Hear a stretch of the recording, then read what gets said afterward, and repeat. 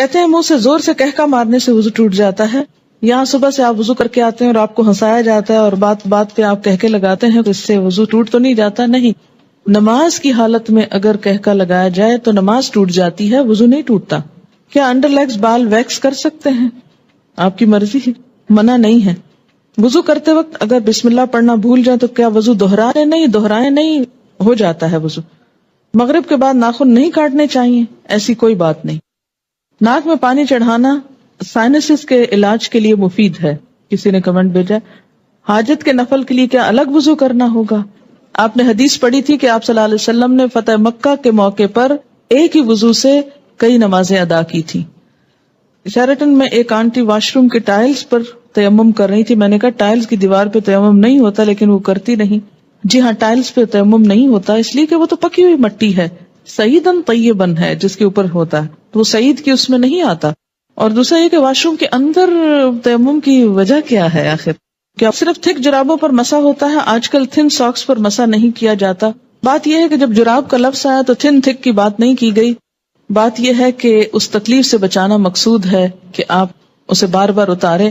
ہاں، پھٹی ہوئی جرابیں نہ ہوں کہ جس میں بہت بڑے بڑے ہولز ہوں کہ وہ ساری سکن ایکسپوز ہو رہی ہے، یا ایسی باریک ہو کہ نیٹ کی بنی ہوئی کہ جو جراب کم اور پاؤں زیادہ نظر آ رہا ہو. تو یہ چیز آپ خود دیکھ لیجئے. اگر مہندی لگی ہو تو کیا وضو ہو جائے گا؟ جی بالکل ہو جائے گا، کیونکہ مہندی رکاوٹ نہیں بنتی پانی میں. ہاں، اگر ایسی کوئی چیز آپ نے لگائی ہے کہ وہ چھلکا بن گیا اور اس کے اوپر سے اتر رہا ہے تو وہ اور بات ہے.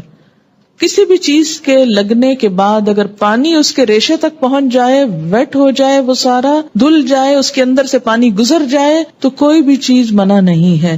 ہاں، اگر کوئی چیز پانی کے اور اس سکن کے درمیان بیریئر بن جائے، کوٹنگ ایسی ہو کہ پانی سکن کو ٹچ نہ کرے تو پھر ٹھیک نہیں. کتے کے بارے میں سوال ہے کہ کپڑے کو لگ جائے تو نماز پڑھ سکتے ہیں؟ جی اگر ڈرائی ہے تو ٹھیک ہے، کوئی حرج نہیں، لیکن اگر ویٹ کتا ہے یا اس کے چھینٹے آپ کے اوپر آ گئے ہیں تو درست نہیں ہے. کیا عورتوں کا ختنہ جائز ہے؟ آپ کس دنیا میں رہتے ہیں؟ کس دنیا میں رہتے ہیں؟ مجھے حیرت ہوتی ہے بعض دفعہ آپ کی حیرت پر. آپ کو پتا ہے بعض افریقن کنٹریز میں یہ رواج ہے. اس میں آپ دیکھیے کہ یہ ان کا ایک لوکل رواج ہے. اسلام نے عورت کے ختنے کا حکم نہیں دیا ہوا.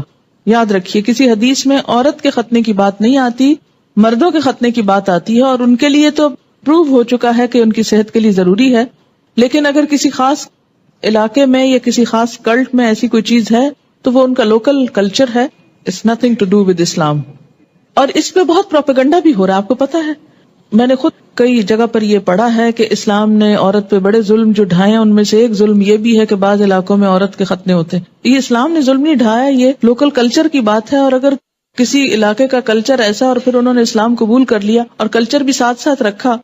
اب مثلاً آپ کسی دن یہ پروپیگنڈا شروع کر دیں کہ جو کانچ کی چوڑیاں ہوتی ہیں اگر ٹوٹ جائیں تو عورت بیچاری کا وہ خون نکال دیتی ہیں اور یہ بڑا ظلم ہے، اس لیے ان کو بنانا بند کرنا چاہیے. تو اب یہ اسلام نے تھوڑی آپ کو کہا کہ آپ کانچ پہنے. آپ کا لوکل کلچر ہے، کسی اور ملک میں ایسا نہیں ہوتا، تو آپ کی مرضی، آپ پہنے نہ پہنے، پہنے تو احتیاط کریں، نہیں پہنے تو نہ پہنے. بہت ساری چیزیں ایسی ہیں کہ جس میں اسلام نے نہ کرنے کو کہا ہے اور نہ چھوڑنے کو کہا ہے. بہت سے لوگ کہتے ہیں کہ دیوار پر ہاتھ مار کر تیمم ہو جاتا ہے، اگر اس پر مٹی ہو کہ قرآن پاک کی آیت کیا ہے؟ سعیدن طیبن. پلین میں پانی موجود ہے، واش روم بھی ہے، لیکن جا کر کرنا مشکل ہے تو کیا تیمم کر کے نماز پڑھ سکتے ہیں؟ وہاں وضو کی جگہ کتنی ہوتی ہے یہ بھی بتائیے. دوسری بات یہ کہ جو لمبی فلائٹس ہوتی ہیں اس میں بعض حضرات وضو کر کر کے پانی اس طرح ختم کر دیتے ہیں کہ اس کے بعد میں جانے والوں کو بیچاروں کو ہاتھ دھونے کے لیے بھی کچھ نہیں ملتا. میں خود اس بات کی عینی شاہد ہوں. اس لیے جہاں پانی صرف وقتی استعمال کے لیے رکھا گیا ہو وہاں آپ اس سے زیادہ استعمال کر کے دوسروں کا حق نہ ماریں. ہاں، آپ پوچھ لیں جہاز والوں سے کہ اس میں 300 لوگوں کے وضو کا اہتمام ہے تو ٹھیک ہے، کر لیں. اگر غسل کرنے کے بعد استنجا کیا جائے تو کیا وضو قائم رہے گا؟ نہیں. اگر صابن لگاتے ہوئے یا ویسے دوبارہ انسان کا ہاتھ ایسی جگہ کو چھو جائے کہ جس کے چھونے سے وضو ٹوٹ جاتا ہے تو غسل کے بعد پھر دوبارہ وضو کرنا ہوگا. کیا وضو کے بغیر حدیث کے ٹیکسٹ کو چھوا جا سکتا ہے؟ چھوا جا سکتا ہے. غسل پاکی میں غراروں کا حکم ہے؟ نہیں، ایسا کوئی حکم نہیں ہے. یعنی کلی کرنا کافی ہے، گلے میں پانی ڈال کے غرارے کرنا ضروری نہیں. کسی نے مسئلہ پوچھا کہ انٹر کورس کے بعد پاک ہو جاتی ہے اور نماز بھی پڑھ لیتی ہے لیکن اس کا ڈسچارج ہوتا رہتا ہے تو اس صورت میں کیا کریں؟ ایک دفعہ نہانے سے پہلے اپنی طرف سے پوری صفائی کر لی جائے، اگر اس کے بعد کوئی ایسی چیز ہو تو دوبارہ بس وضو ہی کافی ہے۔ کیا ریزر کا استعمال کر سکتے ہیں؟ جی کر سکتے ہیں۔ MATTE، یہ کس قسم کی لپسٹک ہوتی ہے؟ صرف لپسٹک ہوتی، کیا اس سے وضو ہو جاتا ہے یا پانی ہونٹوں تک نہ پہنچے گا؟ میں نے کبھی لگائی نہیں، اس لیے مجھے پتہ ہی نہیں کہ یہ کیسی لپسٹک ہے۔ یاد رکھیں کہ چھوٹے چھوٹے سوال اس طرح کے پوچھنے کے بجائے شریعت کا ایک اصول یاد رکھیں۔ ہر وہ چیز جس سے پانی سکن تک پہنچنے میں رکاوٹ نہیں ہوتی اس سے وضو ہو جاتا ہے۔ کوئی بھی چیز جس کے لگنے سے پانی سکن کو نہیں چھوتا، خواہ وہ کچھ بھی ہو، وضو نہیں ہوگا۔ وضو کرنے کے بعد اگر ٹی وی دیکھیں تو کیا وضو ٹوٹ جاتا ہے؟ اس میں بھی کیا اصول کار فرمائے؟ یہ میں نے سوال، مجھے معلوم تھا کہ یہ کوئی ایسا نہیں، لیکن میں نے جان بوجھ کے پڑھا ہے۔ کیوں جان بوجھ کے پڑھا ہے؟ اس سے آپ کو سکھانا، کہتے ہیں نا کہ ضروری نہیں کہ ایک بہت اچھے سوال سے انسان سیکھے، بعض اوقات ایک ایسے مذاقہ خیز سوال سے بھی کچھ سیکھ سکتے ہیں آپ۔ کیوں؟ اس لیے کہ جب تک شریعت کے جو احکامات ہیں ہمارے لیے ان کی علت نہیں معلوم ہوگی، وجہ نہیں معلوم ہوگی، اس وقت تک ہم سمجھ نہیں پائیں گے۔ پہلی بات تو یہ کہ وضو ٹوٹنے کے اسباب یا علت کیا ہے، کیا وجہ ہے کہ شریعت نے دوبارہ وضو کرنے کے لیے کہا ہے؟ کہ جسم کے اندر سے ناپاک ڈسچارج جب نکلتا ہے، مثلا بہت سے لوگ مجھ سے پوچھتے ہیں بچوں کو دودھ پلانے سے وضو ٹوٹ جاتا ہے؟ نہیں ٹوٹتا۔ اس طرح تو ماں کو ایک عذاب میں ڈال دیا جائے کہ بچے بعض اوقات ایسے ہوتے بہت تنگ کرتے ہیں، ان کو ایک عادت ہو جاتی، جو بچے بڑے ہوتے ہیں ان کو عادت ہو جاتی کہ ہر تھوڑی دیر میں آ کے ماں کو تنگ کرتے ہیں کہ دودھ دو، بعض اوقات ماں کو مارنا شروع کر دیتے ہیں، پریشان کرتے ہیں۔ اب ماں صرف اس لیے مار کھاتی رہے کہ میرا وضو ہے، اور بعض اوقات یہ کہ 2 سنت پڑھی آپ نے اور فرض پڑھنے کے درمیان میں بچے نے شور مچانا شروع کر دیا، بجائے اس کے کہ آپ فرض پڑھیں، آپ پہلے کیا کریں، اسے دودھ پلا لیں، اور آپ اس لیے نہ پلائیں کہ وہ میرا وضو نہیں رہے گا تو بچہ شور مچا مچا کے سب کو جگا ڈالے، اور پھر یہ کہ آپ نماز میں بھی کوئی توجہ نہ ہو کہ وہ چیختا ہے چلاتا رہے، میں پہلے نماز پوری کر لوں پھر دودھ پلاؤں گی۔ تو اسلام نے ایسے احکام نہیں دیے، اس میں کیا حکم ہے کہ آپ دودھ پلا سکتی ہیں۔ اسی طرح بعض اوقات زکام ہو جاتا ہے آپ کو، تو زکام سے وضو نہیں ٹوٹتا آپ کا، اگرچہ وہ ناک سے کوئی ناپاک ڈسچارج بھی نہیں، لیکن اس کو صاف بھی نہیں کہہ سکتے، طیب میں نہیں آتا، ہاں اس سے بھی وضو نہیں ٹوٹتا۔ اسی طرح آنسو ہے، آنسو سے بھی وضو نہیں ٹوٹتا، کہ ایک شخص کو گھنٹہ رو لیا ہے اور اس کے بہت آنسو بہ لیے، تو اس سے بھی اگر زیادہ بہا سکتا تو بہا لے اپنا دل ٹھنڈا کرنے کو، وضو نہیں ٹوٹے گا۔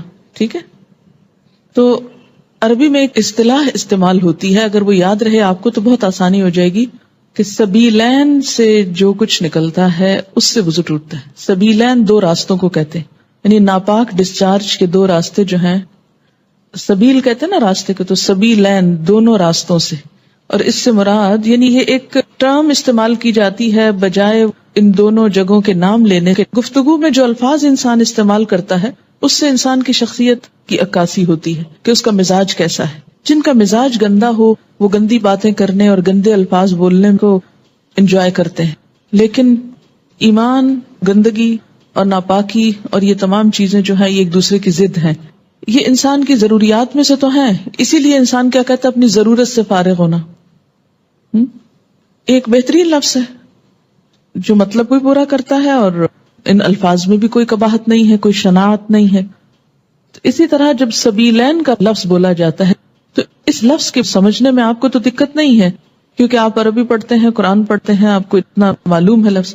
جو چیز وضو لازم کرتی ہے وہ کیا ہے؟ سبیلین سے کسی چیز کا اخراج، ڈسچارج۔ ٹھیک، بعض ڈسچارجز سبیلین سے صرف وضو کو ضروری کرتے ہیں اور بعض سے غسل بھی فرض ہو جاتا ہے۔ ٹھیک، جہاں تک خون کے نکلنے کا تعلق ہے، سبیلین کے علاوہ اگر جسم کے کسی حصے سے خون نکلتا ہے، مثلا دانت سے نکسیر پھوٹ گئی، کہیں اور کٹ لگ گیا، جسم سے خون نکل آیا، اس کے بارے میں 2 آراء ہیں، اختلاف ہے۔ سبیلین میں کوئی اختلاف نہیں، یاد رکھیے، سبیلین کے اخراج میں کوئی بھی اختلاف نہیں، سب کے ہاں ایسے ڈسچارج سے کسی بھی چیز کے نکلنے سے وضو نہیں رہتا، لیکن خون اگر سبیلین میں سے نکلے تو وضو نہیں رہے گا، مگر جسم کے کسی اور حصے سے، مثلا دانت سے، ناک سے یا ہاتھ سے، اس کے بارے میں 2 رائے ہیں۔ 2 کون سی رائے ہیں؟ ایک رائے یہ ہے اگر اتنا نکلے کہ ایک قطرہ بن کے بہہ جائے، بہنے والا خون نکلے تو وضو نہیں رہتا. ٹھیک ہے، بہنے سے مراد کیا ہے؟ مثلاً کٹ لگا، پہلے رستا رہا، پھر کٹھا ہو کے ڈراپ گر گیا تو وضو ٹوٹ گیا. ایک یہ رائے. دوسری رائے کیا ہے اس میں کہ نہیں، اس سے وضو نہیں ٹوٹتا، اور وہ دلیل کیا دیتے ہیں کہ حضرت عمر رضی اللہ تعالیٰ عنہ کو جب نماز میں شہید کیا گیا تھا تو انہوں نے نماز چھوڑی نہیں، یا حضرت علی رضی اللہ تعالیٰ عنہ کا جب تیر نکالا گیا تھا نماز کی حالت میں تو انہوں نے نماز توڑی نہیں تھی. ظاہر ہے تیر نکلا تو کیا خون نہ نکلا نا. ہاں، اسی طرح اگر آپ نے وضو کیا ہے، بعض اوقات ایسا ہوتا ہے نا کہ وضو کر کے آپ ہٹنے لگتے ہیں کہ آپ کو منہ محسوس ہوتا ہے، آپ دوبارہ سپٹ کرتے ہیں تو کیا ہوتا ہے، اس میں کچھ ریڈش محسوس ہوتا ہے کہ لگتا ہے کہ مسوڑوں سے خون آ گیا. اب اس میں وضو کی ایسی ضرورت نہیں ہے. اسی طرح بعض اوقات نماز پڑھتے پڑھتے کسی کی نکسیر چھوٹ جاتی ہوتا ہے نا، بعض لوگوں کو تکلیف ہوتی ہے. نکسیر کا معنی پتا ہے آپ کو؟ جو بلڈ ناک سے آتا ہے، بیماری ہوتی ہے. یا اسی طرح آپ بیٹھے کوئی کام کر رہے تھے، سوئی سے سوئی ایک دم لگ گئی جسم کے کسی حصے میں تو تھوڑا بہت خون رس گیا. یا بعض اوقات ایسا ہوتا ہے کہ کوئی پھوڑے وغیرہ نکل آتے ہیں، ہے نا.